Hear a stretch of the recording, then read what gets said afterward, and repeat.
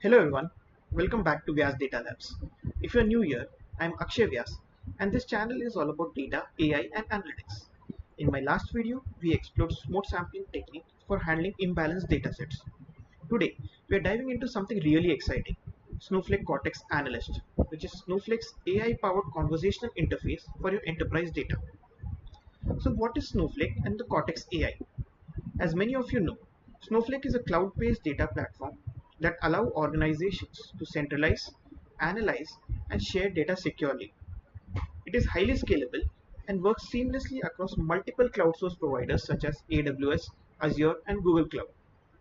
Now, on top of this data platform, Snowflake introduced Cortex AI, a suite of AI services natively integrated into Snowflake.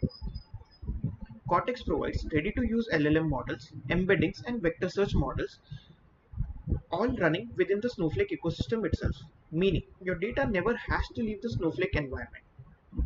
And one of the flagship products powered by Cortex is the Cortex Analyst, which is a natural language interface where business users can simply ask questions in plain English and get accurate, context-aware answers directly from the enterprise data. Now, let's look at the Cortex Analyst architecture, which is a multi-agent system to ensure accuracy, reliability, and scalability when answering natural language queries on your enterprise data. At the top, we have multiple specialized agents, each responsible for different aspects of query understanding and execution. The first one is the classification agent, which determines the type of question being asked. For example, if it is an aggregation question, or a trend analysis question, or an anomaly detection question. Next is the context enrichment agent, which adds business context by leveraging your metadata, the semantic views, or the user intent. Next is the feature extraction agent, which identifies the relevant columns, metrics, and entities in your database to answer your question. Next is the SQL generation agent, which converts your natural language query into a structured SQL. Followed by the error correction agent, which detects and fixes issues in your SQL schema, mismatches, or your query logics. Final is the synthesizer agent, which combines intermediate results into a final answer. This multi-agent collaboration makes Cortex Analyst more accurate than relying on a single monolithic LLM model. All the agents previously discussed, uses a mix of LLMs for reasoning, generation, and interpretation. Snowflake Cortex Analyst supports Mistral AI, Meta's Llama models, and Snowflake's fine-tuned models. This combination allows Cortex to balance general-purpose language understanding with Snowflake-specific business intelligence. Finally, under the tools layer, we have a SQL compiler which ensures that the generated SQL is valid, optimized, and executable within the Snowflake environment. We also have the Vector DB, which powers semantic search and retrieval, enabling Cortex Analyst to interpret fuzzy user queries, synonyms, and embeddings. This tight integration ensures that the answers are grounded in actual SQL execution and enhanced by semantic search for contextual accuracy. Now let's look at the steps that are followed by the Snowflake Cortex Analyst to answer the natural language question. The process begins with the classification. When a user submits a natural language question, this step determines the type of query and check if it can be answered. If the question is ambiguous or unanswerable, Cortex doesn't hallucinate. Instead, it suggests related queries back to the users. Next is the feature extraction, where Cortex identifies the right tables, columns, and metrics needed. Then in the context enrichment stage, it leverages both the Snowflake database and the repository of valid queries to add business and contextual meaning to the request. From there, the system fans out into multiple SQL generation agents. Each agent independently creates SQL queries, followed by an error correction loop to refine and validate them. This multi-agent approach ensures robustness. If one of the paths produces a weak or an invalid query, others can still succeed. Finally, the synthesizer steps combines the best output into a single response, which includes both a clear interpretation of the user question as well as the final SQL query that was generated. This transparency allows users to see exactly how their question was translated into SQL, building trust in the process. You can create generative BI applications using the Cortex AI Analyst. For this, you need to go to app.snowflake.com and you can select the account using which you can log in. You can create a trial version. Snowflake is currently providing $400 worth of free credits for 30 days for the trial account. Enter your username and password to log in.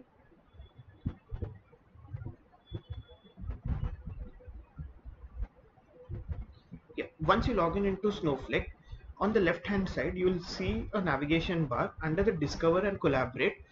When you click on catalog,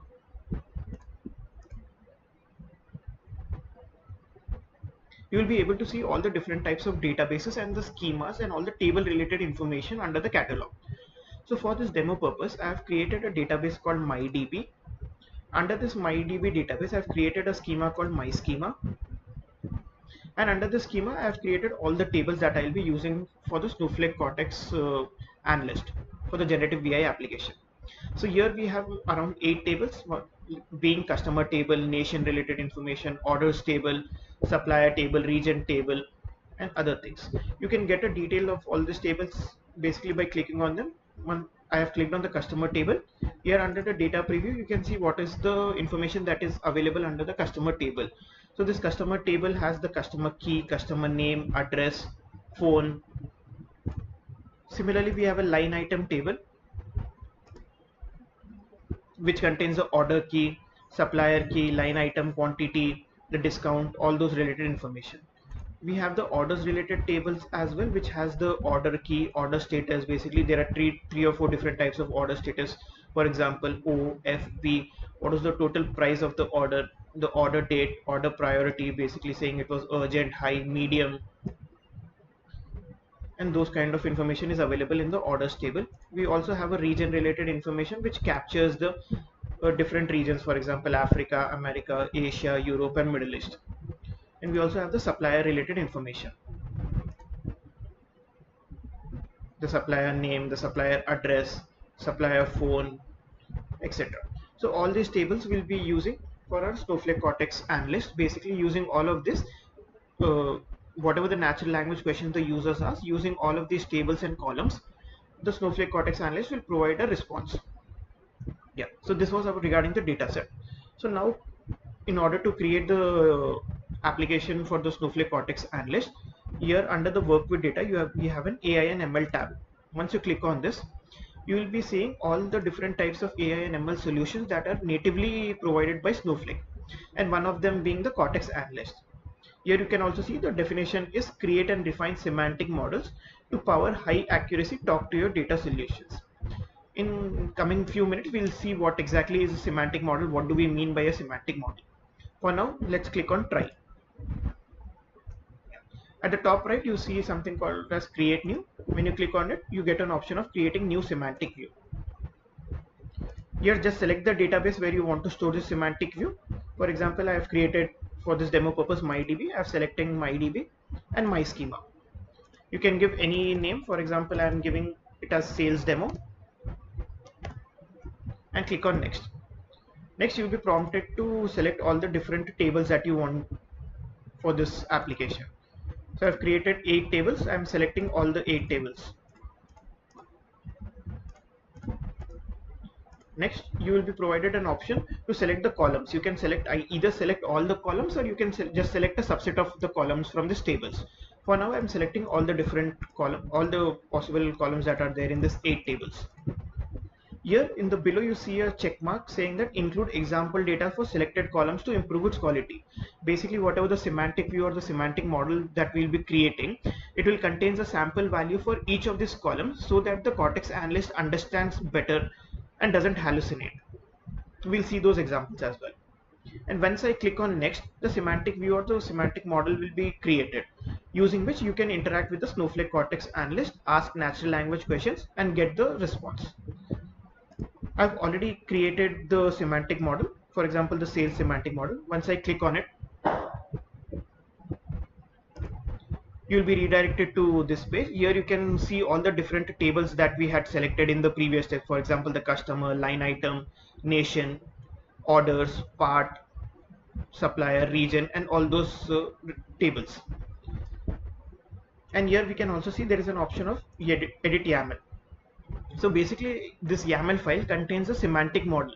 And what do we mean by the semantic model is it contains information regarding all the different tables that we have used and all the column related informations as well. For example, we have a customer table. What is the database name where this table is used, stored? What is the schema name? What is the customer? And what are the different dimensions that is available? What is the data type of that uh, dimension, columns and all?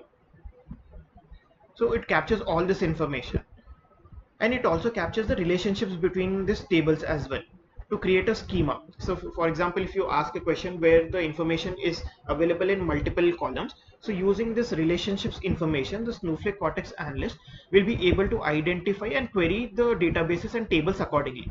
For example, we have a nation to customer, where the left table is the customer, right table is the nation, uh, and the relationship column, basically the join is happening on the nation key, where the customer has C underscore nation key and the nations table has N underscore nations key. So this is how you can define the relationships. This is basically what we call at a semantic view or a semantic model, using which this is passed to the Snowflake Cortex Analyst along with your prompt. So here in the right hand side, see, you can see a chat bot or a chat window where you can ask the questions. So for example, I am asking what is the average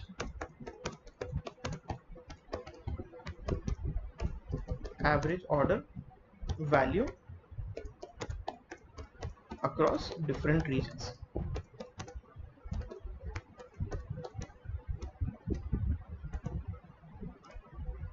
And once I click on run, it is interpreting the question that was asked by the user, and based on the interpretation it will say exactly what it has come up with. For example, it is saying what is the average order value total price across different regions over the entire available period of time. It also gives what tables or fact dimensions it is joining. This requires joining orders to customers, to nations, to regions to get the regional information. So this is the final output that the Cortex Analyst gave. Basically, in the regions table, we had 5 regions, right? America, Africa, Middle East, Asia, and these are the average order values across all these different regions. You can also see the SQL query that was generated by the Snowflake Cortex Analyst. Yeah, so this was the SQL query as well, just to verify. Here, once the question is answered, there is an option called plus verified query. Once I click on that, you can save and continue. So what happens is, once you verify this output in the YAML editor or the semantic model that we saw, a new section gets created, basically indicating called the verified queries. What do we mean by the verified queries is, uh, mm, like basically when the Snowflake Cortex Analyst takes the natural language questions, it first searches in the YAML editor, the semantic model file, whether a particular information or the tables related information is present or not. And once you see that the similar question is already stored under the verified query repository, it will automatically fetch that SQL query from here and give the output directly. So it provides faster execution, and it is also a way of indicating to Snowflake Cortex that if a particular question is asked, it should answer in this format. So we can even reduce the hallucination and enhance the performance of Snowflake Cortex Analyst by adding your queries and their responses in the under the verified queries section in your semantic model file. Let's ask another question.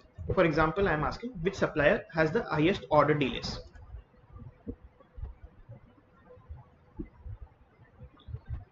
So Cortex Analyst is interpreting the question, and based on the interpretation, this is what it is understanding. Basically, which suppliers have the highest average order delays measured as the difference in days between committed delivery date and the actual ship date. So here it is giving the supplier key, the supplier name, and the average delay dates as well. So for example, for the supplier 2369, the average delay days was around 6.2 days. Similarly, for supplier key 1523, it was around 7.46 days. And this is the SQL query which was generated and executed by the Snowflake Cortex Analyst. So now if you have tried other AI co-pilots or chatbots, you know that one of the big problem is hallucinations. Sometimes they just make up things, but Cortex Analyst is different. And here's why. We have seen the semantic layer, right? So it uses it aligns with the semantic layer. Since we define the semantic views, the LLM just cannot invent columns or metrics. It only works with what is available in this Snowflake tables. Basically, whatever it is defined in this semantic model file, it only uses those. So it doesn't generate anything new on its own. Also, SQL grounding.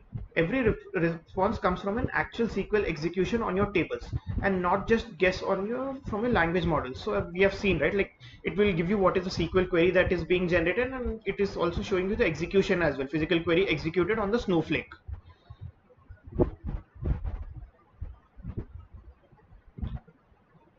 So that's it from the Snowflake Cortex Analyst demo. If you found this video helpful, don't forget to like, subscribe and drop a comment below with the kind of questions you'd like to see me ask a Cortex Analyst in the future demos. Thank you for watching, and I'll see you in the next one.